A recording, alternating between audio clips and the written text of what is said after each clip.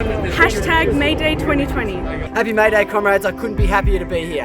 Happy May Day to everybody, the day of the international working class. Happy May Day, everybody. We're here for the climate and the workers. Happy May Day, everyone. Happy May Day. Happy May Day 2020. Happy May Day! Happy May Day, everyone. Happy May Day, everyone. Happy May Day. Happy May Day, everyone. Happy May Day. Happy May Day, everyone. Happy May Day. We need to stand up and fight back.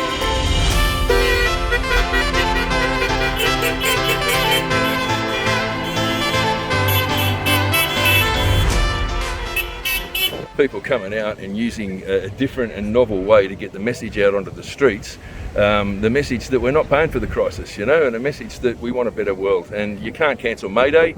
We're not ever going to cancel May Day. We're out on the streets. We're always going to find a way to be out on the streets, and it's a wonderful occasion. We can't gather in a traditional rally, so instead we're doing essentially a march in our cars as a car convoy.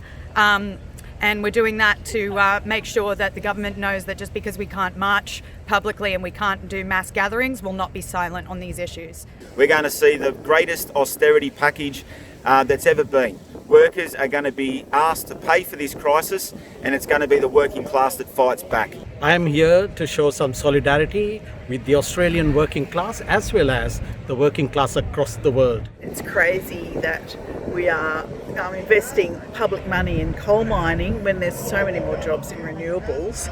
It's insane. There's so much work for everybody in renewables, and it's the perfect way to stimulate the economy.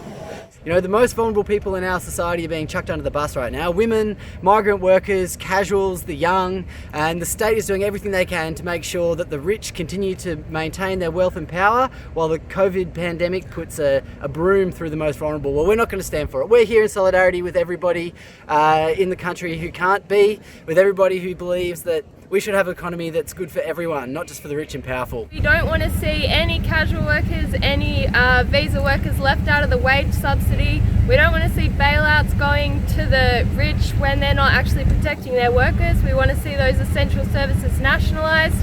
We want to see climate jobs. We've seen what the government can do when they feel the pressure, they've got the money. We want that to go towards workers, ordinary people, look after everyone through this crisis and put health before profit.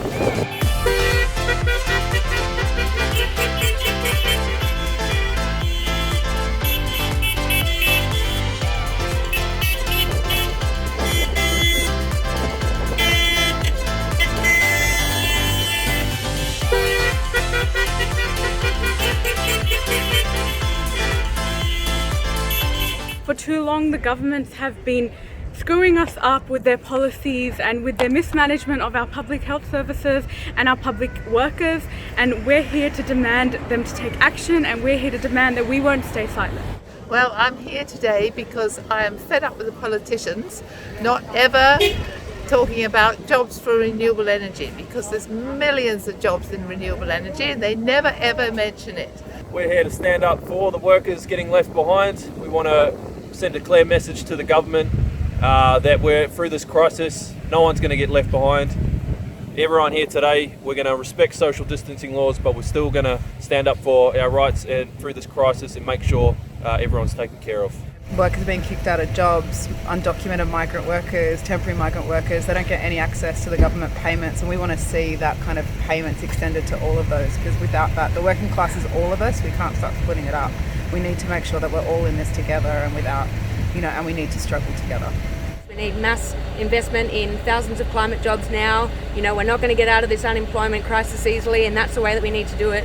Climate jobs now, fund public health care, fund public renewables. We're here to celebrate May Day, mate, the gains of working class across the globe over generations, and I'm here to fight for climate action, workers' rights, and then celebrate May Day, Workers' Day. This is the second one I've come to, and this is huge.